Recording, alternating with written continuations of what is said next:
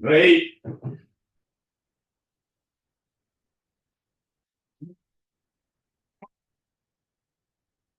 Hey, お願いします。お願いします。So, down.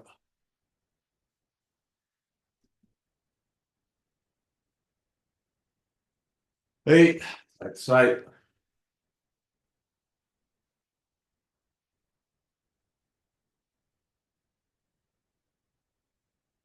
Oh, use the shoulders.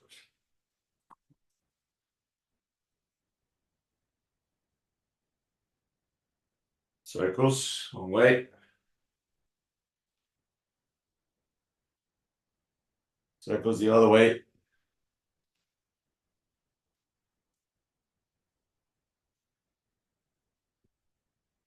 The arms forward.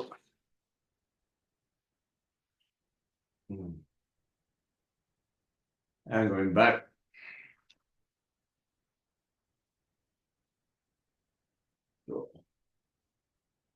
And showman.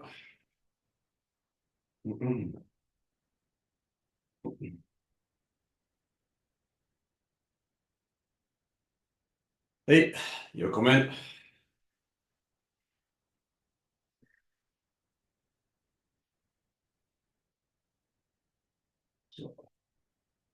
Hey, nice, Rocky.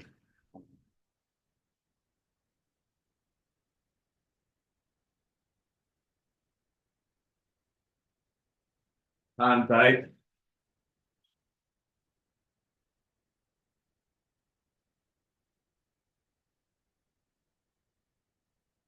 Rojo.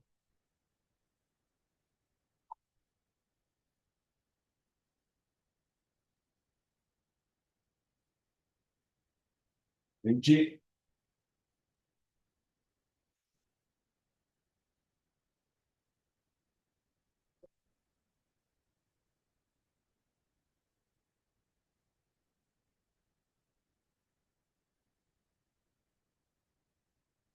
Yoko.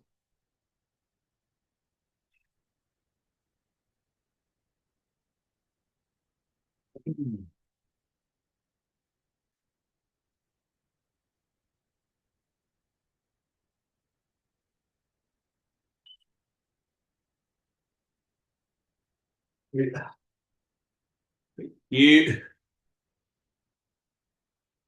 go. You go. Thank you. Go.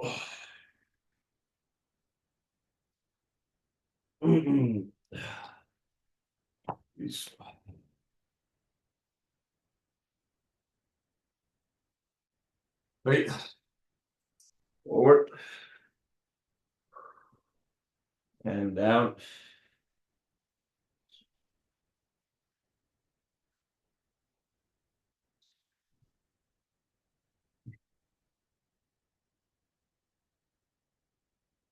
Hey, knees.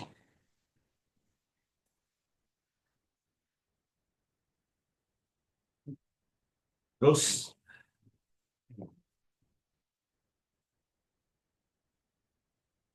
And the other side.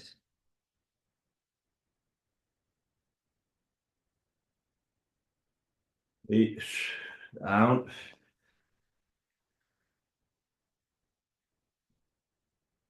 Down. Up. Down. Bend your toes.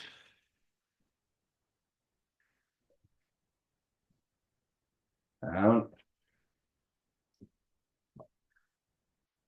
Down.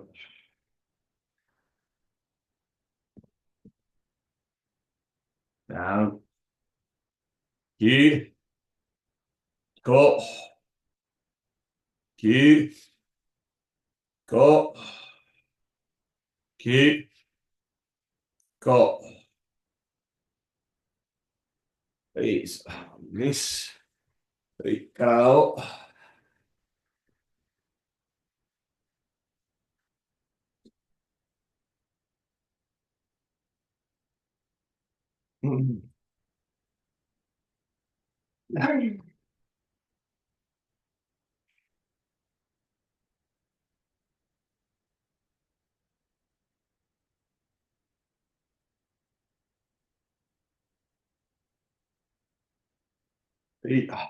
Side.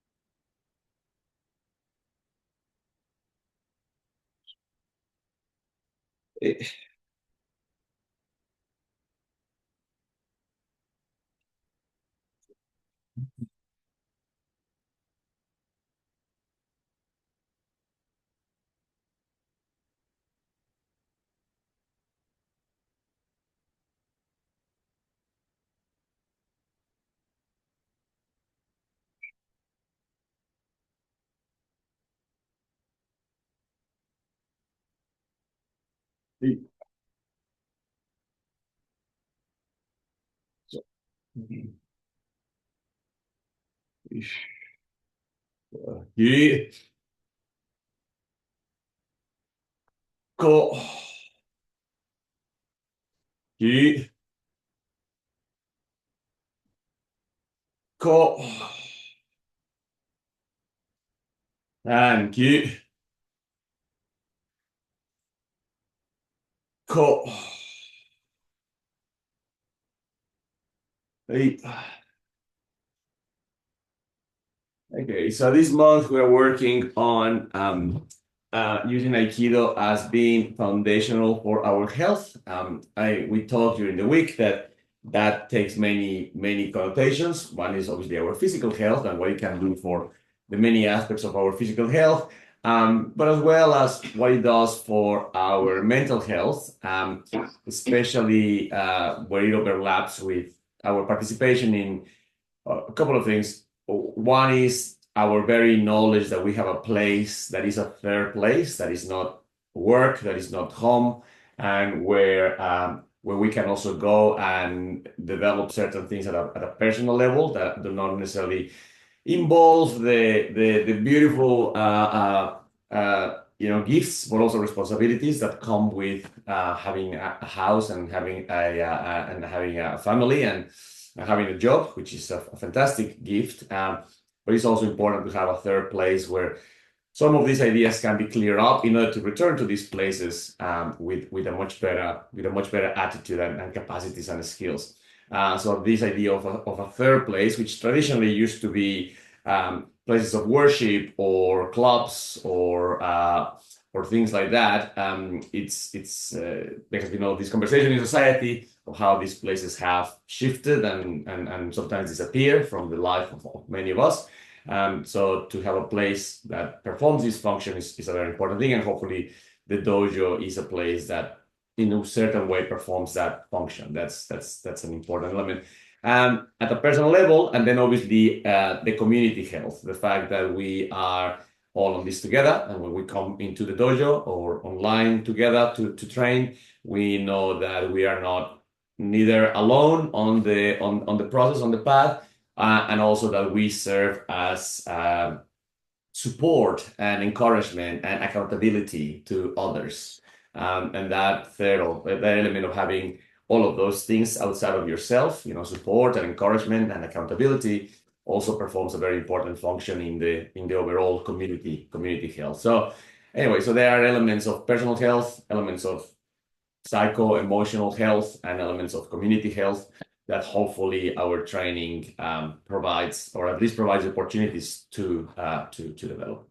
So in the component of physical health that we are at the moment working on, one important element of that physical health is our mobility. Everything from mobility to be able to perform your basic exercises in Aikido, all the way to what mobility means for longevity, which is a much bigger item of health, which is very important for us. As one thing that is inspiring, hopefully, about Aikido, or at least it was definitely for me when I started training, was the fact that when I before doing Aikido, I was doing basketball as a quite competitive sport at a quite high level. But I could see that after a certain age, I wouldn't be able to continue performing at that level. It kind of dawned on me that, there were not many amazing basketball players when they were 50, there were amazing coaches and amazing people who contributed to the basketball industry, if you want to say, but they were not amazing players. And what I wanted to do was to play. So I went like, well, it looks like this is running out of gas, really quickly within the next, decade or 2 decades. Anyway, and then martial arts and especially Aikido, it's quite encouraging to see people that continues developing and growing and improving and becoming better Aikidoka and people as age passes. And I think that's something that was and is still quite inspiring to me, but that requires longevity. That requires that we are on the mat for that long run. So hopefully our capacity to improve our health and our mobility helps with that. So mobility is obviously a challenge in training and is needed in training in several things. So first, as uke, you obviously are challenged to the edge of the mobility of different body parts as part of a martial practice. The idea of a martial practice is to bring the body to the limit of its mobility, and then, if necessary, either to control a person, because in that age of mobility control is when a person will have no option to wiggle around or move outside of that, or in certain cases to bypass that limit, and then that's when a fracture or a dislocation or things like that can happen. So the entire process of training requires being very aware of those ranges and of those limits, because otherwise, if the person receiving the technique is not aware of their own range and of their own limits, then that's problematic. I hear many times, for example, people, especially some young people, who talk about being double jointed. And although I don't know enough about that condition from a medical perspective, what I have noticed from experience, without being a doctor and knowing too much about it, is that more than a condition of amazing flexibility of some form, is that usually those parts of the body are very tender still, and they have a very big range of motion, but that does not mean that they don't have a limit on motion. They still have a very limit. It's just that the person believes that they are more flexible, probably, or more double jointed than what they are. And without that knowledge of the limit of the joint, then they expose themselves sometimes too much to a potential injury. So anyways, so in the case of our neck, for example, so one technique that will challenge, especially if it's applied properly, like as we try to do it in our technique, in our practice, is iriminage. Is going to come at the level of the head. Remember, the iriminage is going to control the head in order to control the spine. Therefore, the neck is going to be the cervicals, okay, and the different angles of the neck is going to be challenged. So just move your neck side to side, but more than a warm-up exercise, just try to feel how much tension there is on your neck, or what's the range up to where your neck moves and stops from one side to the other. Obviously from up and down. So just explore that range and the current condition of your cervical area. And then iriminage does something quite particular, because iriminage not only pushes the neck back or sideways, it pushes the neck in a bit of a diagonal. Okay, so iriminage, when it comes diagonally, it's going to push the neck a little bit on a diagonal. So just very gently, just try to explore that direction of the neck, opening that neck and just seeing the range of motion that your neck has. Very gentle circles in one direction and circles on the other direction. Okay.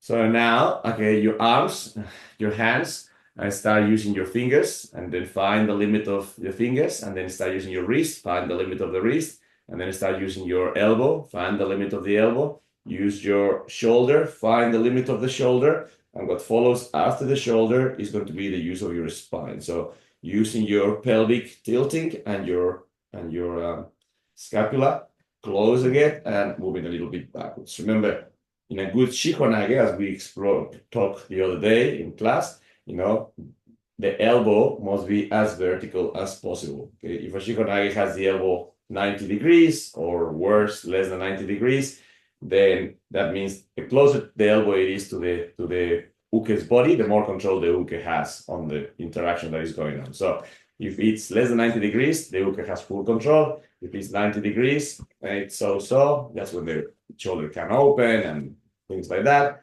But if it goes fully up of the head, then the nage has full control of the uke, and then it's controlling the spine. Okay, the other side, fingers, wrist, elbow, shoulder, all the way up, and spine. Again, just explore the limits. Your finger limit, your wrist finger limit, your elbows limit, your shoulder limit, and then out of there is the spine. And one more time, your fingers limit, your wrist limit, your elbows limit, your shoulders limit, and then from there goes the spine. Okay, so now this time Juji Garami, which is when we cross and open to one side, crossing, controlling, and opening. It's going to provide a bit of a limit on the rib cage area as well as on the shoulder. Open, close, open the other side. Here, open, close, back, open, close, back, open, close, side, open, close.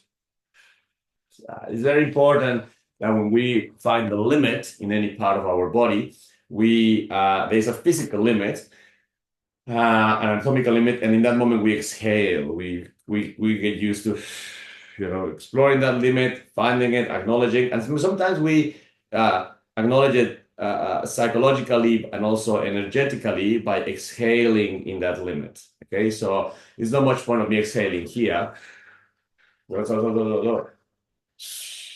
Then exhaling on your limit. So that's going to be the case with a bunch of things. So, okay, a couple more times. So find your limit and exhale. The other side, find your limit and exhale. The other side, limit, exhale. One more, limit, exhale. Very good.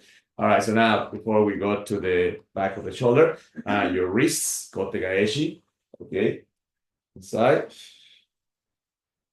2, 3, and 4, more, 5, sending those arms really back to start warming up a little bit the shoulder, because we're going to work on shoulder in a minute, sending them up and towards you, the limit of your wrist going towards itself, 2, 3, 4, and 5. Okay, so now the limit of the rotation of your wrists, so your wrist is going to come towards it, and it's going to go up at the same time for Nikyo. 1, 2, 3, 4, 5. The other side.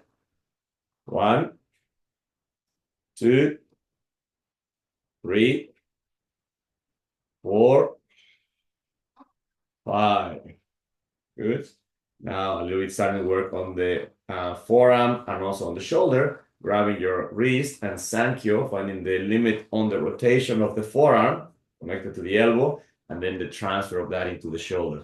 1, 2, 3, 4, 5.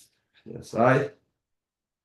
1, 2, 3, 4, and 5. Good. Now your fingers up and finding their limit towards the opposite side of their natural motion. 1, 2, 3. The other hand, finding their limits. 1, 2, 3. In the other side. 1, 2, 3. And one more. 1, 2, 3. Good. So now your arm up and your arm is going to go down into kaite nage or into kata gatame, which will be the control of the shoulder in one direction. Arm up and going backwards all the way up. Kaite nage position or kata gatame position. Direction. Up, down, nage. Down, up, down. That, up, down, back, up, down. And then, of course, in that basic set of practices, you have, for example, your pins. When somebody pins you down and then brings you to that close to that limit, it helps you to explore that limit, and then you tap, you express your consent or remove your consent from that motion to continue going, and then find your boundary, express your boundary, and the person respects your boundary. Again, as an exercise of personal as well as social exercise, there's a lot of conversations these days about boundaries and consent and things like that, and I can always not stop but acknowledging how important that practice is in our basic training. In our basic training, all the time we are the uke is clearly knowing and expressing their boundary, which is their responsibility, because the nage has, only the nage is much more experienced, but the nage does not know where that boundary is and where this person must decide to stop. So it's the uke's responsibility to know the boundary and to clearly state it. And then it's the nage's responsibility to not assume that the uke is cheating or not doesn't know what he's doing, or I want to just practice my technique more or whatever. It's the nage's responsibility to respect that boundary. But it's fundamental that the two individuals in the practice do their job. If one of them misses doing their job, then the practice is not safe enough, and then this whole boundary conversation just becomes blurry and injuries occur. So you can just get your analogy in whatever way you want for many times the conditions of the world. But it's a tango. It requires two in order to be able to produce this properly. Okay. So this time now, your leg goes up and stretches forward, stretches backwards gently, and stretches out. Now in that position out, hands out, open your hip, circling back, stretching your leg, and sitting down again.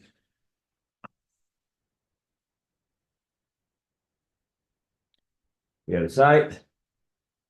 Bring your leg forward, pushing forward, sitting back again,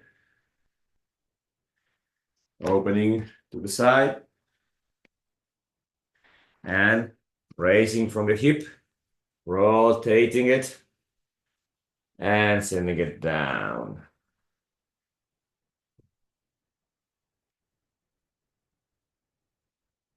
Down the other side, forward, back, keeping on it, outside,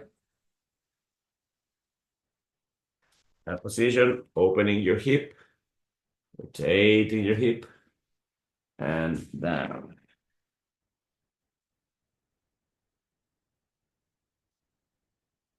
Change, forward,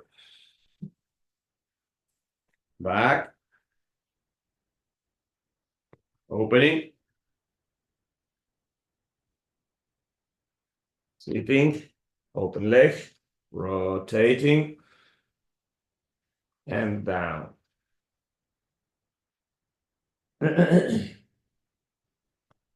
Okay, couple last two. Forward, back, hopefully by nice, a little bit more open. Open, sitting on it. Open your leg, rotating with your hip, and down.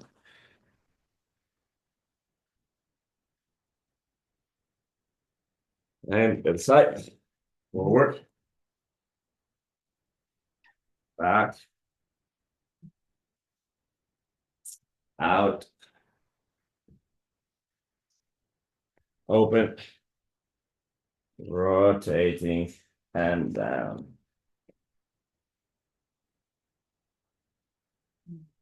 Hey, on your hands and on your knees. This time, same thing, but opening your hip 90 degrees. 1, 2, 3, 4, 5. And the other side. 1, 2, 3, 4, 5. Now the other side, making a circle with your knee. Okay, so still working on your hip joint, making a big circle. 1, 2, 3, 4, 5. Now circle the other way. 1, 2, 3, 4, 5. The other side. 1, 2, 3, 4, 5. The other way.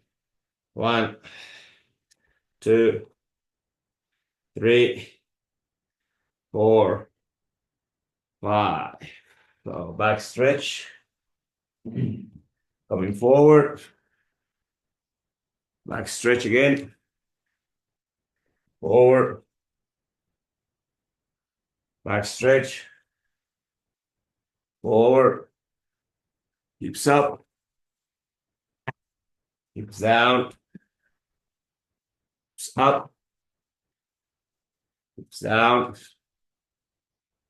Hips up. Hips down. Hips up. And walking backwards. And up. Okay, so now we are finally up.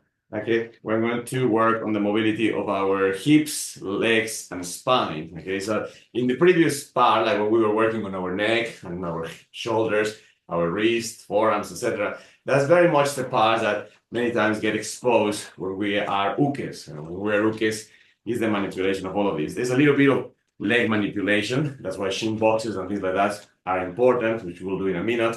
But a lot of the manipulation happens on the upper body. The lower body, mostly, for example, in our practice, is important because, as we know, the essential physical element of our practice is Tai Sabaki. Tai Sabaki is the essential element of our practice. Be able to perform that properly. And as Moreno Sensei says, Tai Sabaki is the integrated movement, especially power through the lower body, through your legs, your butts, your hips, your spine, okay, all of that. So the better mobility there is in this lower body section, the more comfortable, or the more it's not comfortable the word, but more sure we can be of our Tai Sabaki, more confident we can be that our Tai Sabaki is safe for us, and then we can explore it with a bit more comfort. So lowering your hips, trying to sit as well as possible. Just exploring your hip sockets, going from one side to the other side. So the other side. Now, I usually put a pivot, on one side. When I'm going to pivot to one side of the hand, moving forward, challenging the ankle and the hip socket and the toes.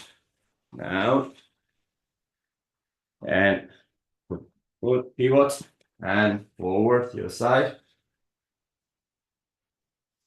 Down, pivot. And now, put your hands down and knees almost touch the ground. Comes back. Knees almost touch the ground. Come back. Knees almost touch the ground. Come back. Knees almost touch the ground. Come back. One more. Knees almost touching the ground. Come back. And coming off. Rest for a second. So toe mobility, ankle mobility, and hip mobility we all pay a lot of attention to our knees. Whenever people complain about their legs, 99% of the time people complain about their knees. There's something wrong with the knees, and sure, there are many things wrong with the knees, but we forget our toes, we forget our ankles, we forget our hip sockets. So we need to pay more attention to all of those parts of our body. So going down again. So now this time in good gorilla fashion, fists down, jumping in, leave your fists there, jumping back, go to one side, jumping sideways, go to the other side, jumping sideways, and going forward, going back, jumping to one side, and jump to the other side, go forward, throw back, go one side, go the other side, one more time, forward, back, one side, the other side, and up, and relax.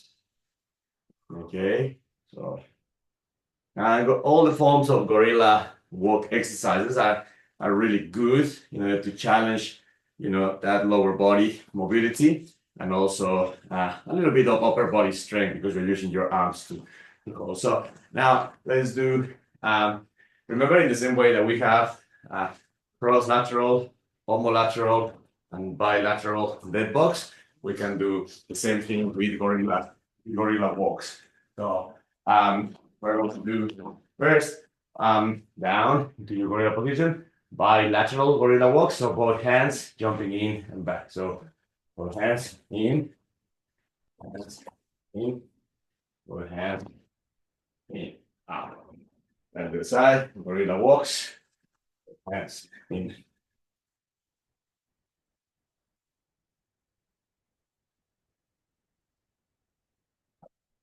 All right, now this time, cross lateral, gorilla walks. So opposite hand, opposite leg, opposite hand, opposite leg, opposite hand, opposite leg. So, down, cross laterals. 1, 2,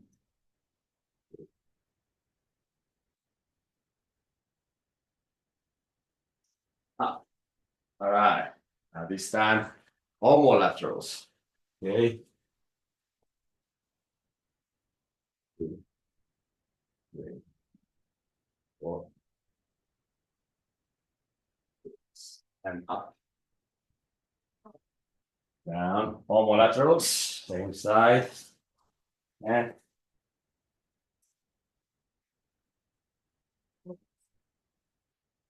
all right, continuing with that, a little bit of challenge of the hip. We're going to sit down and just first do basic shiko, okay? Put your hips head up, basic shiko, keeping your toes together. So, the other side, basic shiko. Right, one more time.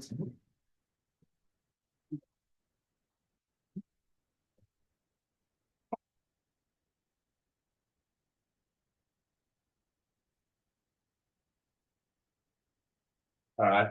Now this time we're going to do long shiko, okay? It means your hands, your back foot, your feet separate, okay? But we're going to start long shiko using our hands, to support ourselves. So long shiko, long shiko, long shiko. So start by using your hands in order to support the transfer of weight from one direction to another, okay? So it's not too hard, and you kind of pay attention to what's the condition of your knee and what's the condition of your ankle in this exercise, which is a little bit more demanding for ankle and knee in exercises, okay? So long shiko, hands together, transfer, long shiko, hands together, transfer, long, together, transfer.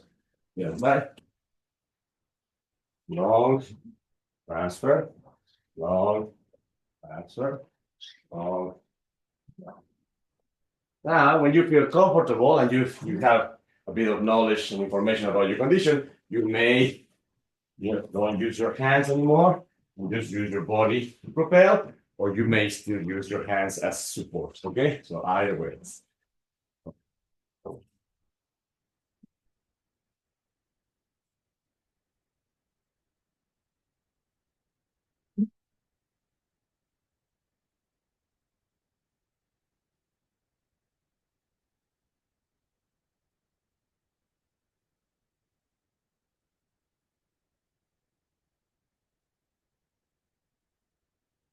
There's a few moments where we practice with our Lordship in our practice, maybe possibly more notably when we do Ikiura, let's say, from here down into Ikiura, and then make person come sideways, especially if we practice Joko or Kuriashi here, out leg, and bringing the other leg together.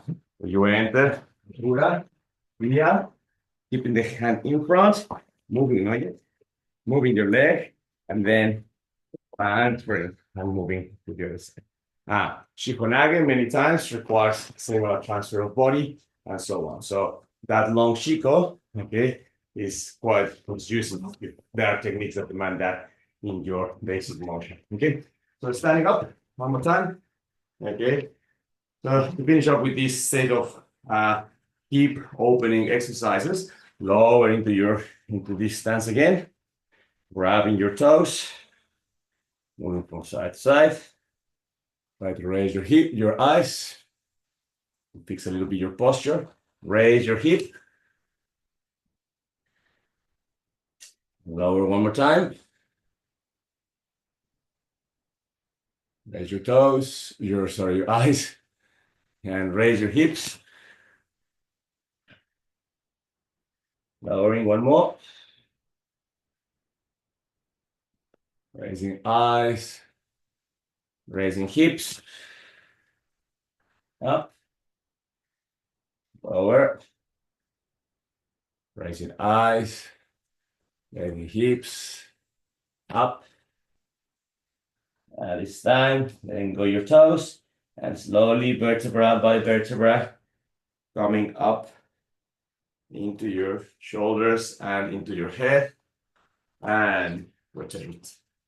So, and the other side.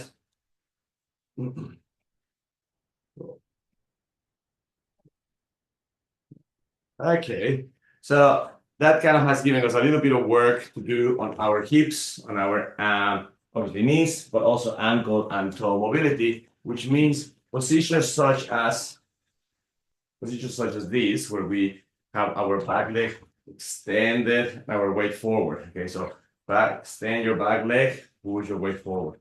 Pivot to the other side, extend your back leg, push your weight forward. Pivot to the other side, extend back leg, push your weight forward.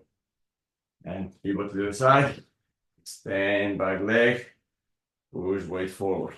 Okay. So that position, this jigotai position, this triangular wide position are constantly used in training all the time.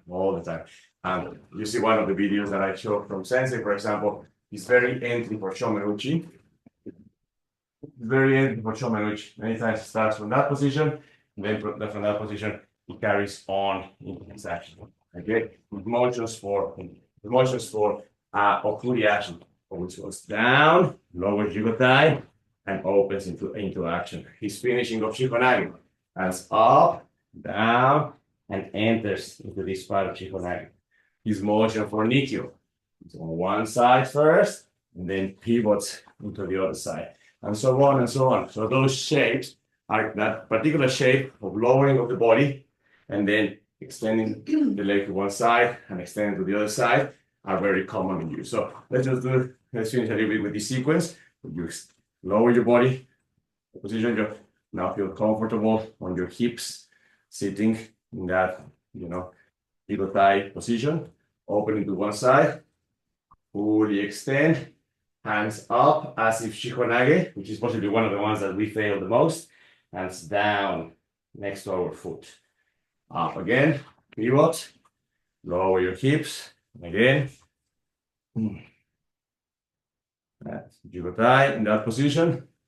Again, pivot to the other side, back leg extended, hands up, and lowering into the floor. Extend your back leg. This back leg many times will be lazy, many times will be wanting to do weird things. For example, collapsing into itself, sitting onto the ankle, like a very weird shape. So we have to be very disciplined with that back leg being properly extended, okay? So lowering your hips, lower your hips,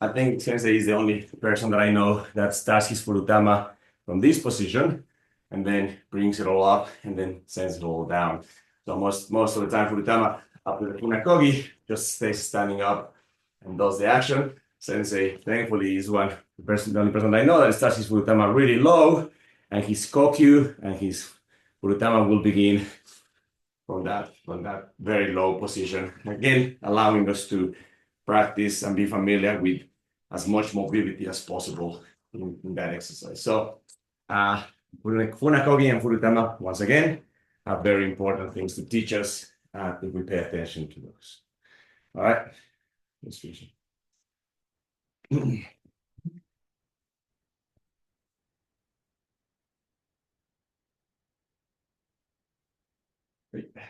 Great.